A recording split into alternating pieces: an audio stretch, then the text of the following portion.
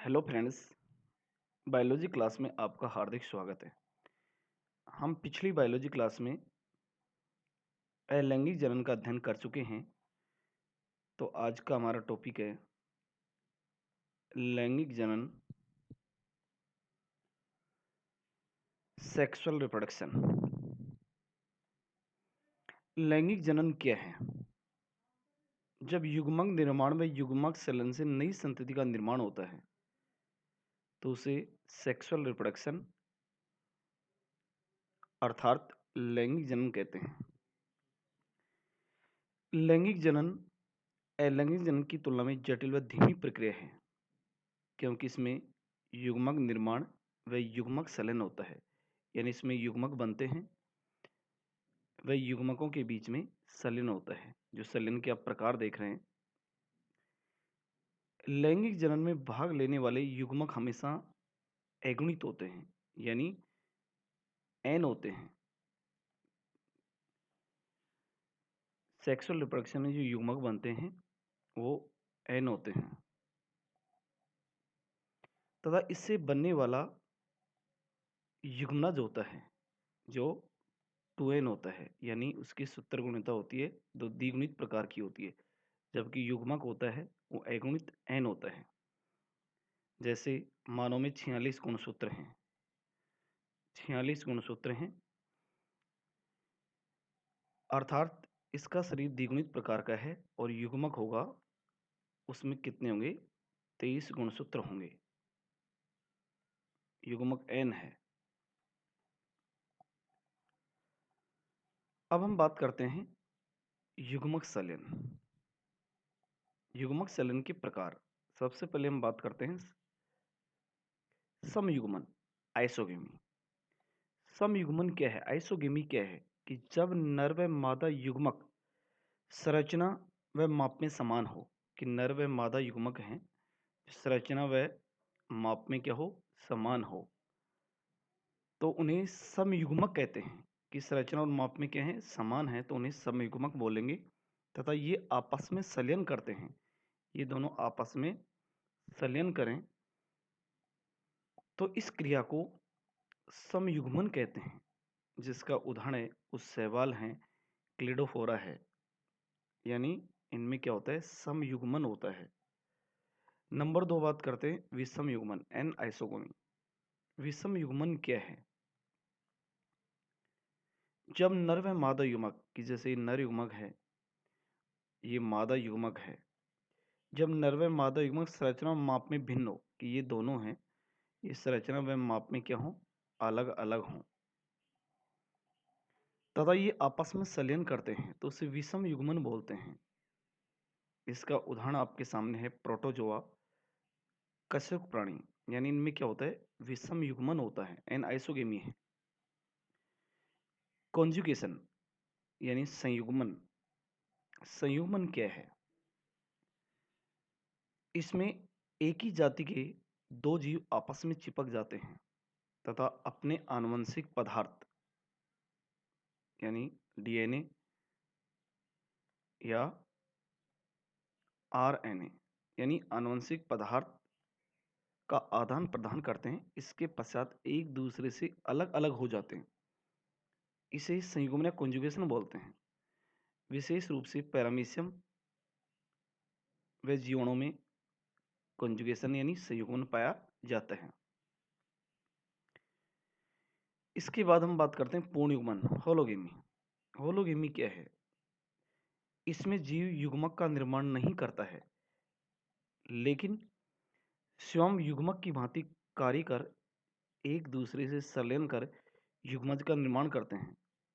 जैसे यीस्ट में पूर्ण युग्मन पाया जाता है, यानी ये युग्मक का निर्माण नहीं करते हैं, स्वयं युग्मक की भांति कार्य करते हैं। इसे पूर्ण युग्मन बोलते हैं। आगे हम बात करते हैं लैंगिक जनन की कुछ परिभाषाएं हैं कि पेरेंट्स जनक क्या होते हैं। लैंगिक जनन द्विजनकीय होता है, यानी दो जनक भाग लेते हैं, जिसमें परिपक्व नर व मादा, यानी इसमें नर व मादा भाग लेते हैं। इसके बाद में सेक्स ऑर्गन्स आते हैं। लैंगिक अंग। लैंगिक जनन में नर लैंगिक अंग व मादा लैंगिक अंग भाग लेते हैं। म्योसिस अर्धसूत्री विभाजन क्या है? अर्धसूत्री विभाजन क्रिया जनन कोशिका में होती है। यानी जो म्योसिस क्रिया होगी, जो जनन क्रिया जनक कोशिका में होती है, इस क्रिया से पीढ़ी दर पीढ़ी गुणसूत्रों की संख्या नियंत्रित बनी रहती है। अर्धसूत्री विभाजन क्रिया के द्वारा युग्मकों का निर्माण होता है।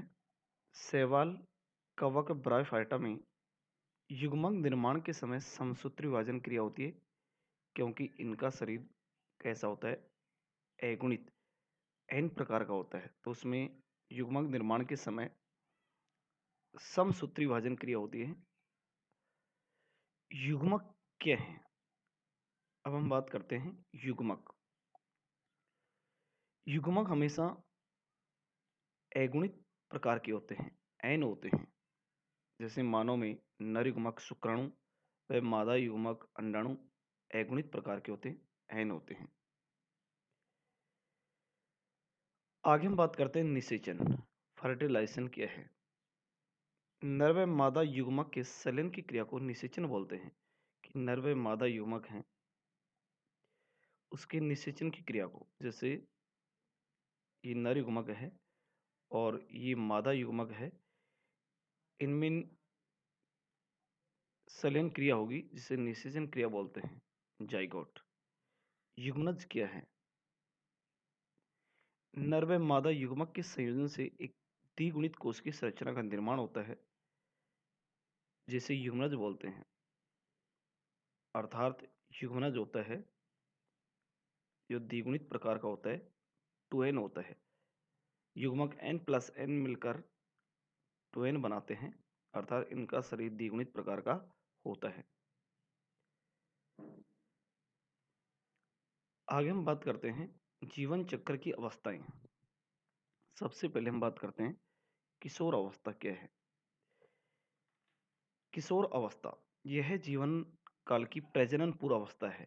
यह प्रजनन पूर्व अवस्था है जिसमें प्रजनन क्षमता का विकास नहीं होता है। इसमें प्राणी के शरीर में तीव्र गति से वृद्धि होती है। पादपों में इसे कायिक अवस्था भी कहते हैं। नंबर 2, प्रजनन अवस्था। इस अवस्था में प्रजनन क्षमता का विकास हो जाता है, अर्थात जीव प्रजनन करने लगते हैं। इस अवस्था में नर व मादा जननांगों में परिपक्वता आने लगती है। इस अवस्थाओं का अध्ययन 2 भागों में किया जाता है, जिसका हम अध्ययन आगे करेंगे। पादप प्रजनन, जंतु प्रजनन। नेक्स्ट तीसरी अवस्था आती है जिसे हम बोलते हैं जीर्ण अवस्था। जीर्ण अवस्था है, यह प्रजनन के पश्चात की अवस्था है जिसमें प्राणी में संरचनात्मक व कार्यात्मक क्षमता में कमी आती है, अर्थात देह के ऊतक या अंग जैसे हृदय है, वृक्क है, फेफड़े हैं आदि की कार्य क्षमता में कमी आ जाती है, जिससे मृत्यु संयोग का समय बढ़ता है, जिसे हम जीर्ण अवस्था बोलते हैं।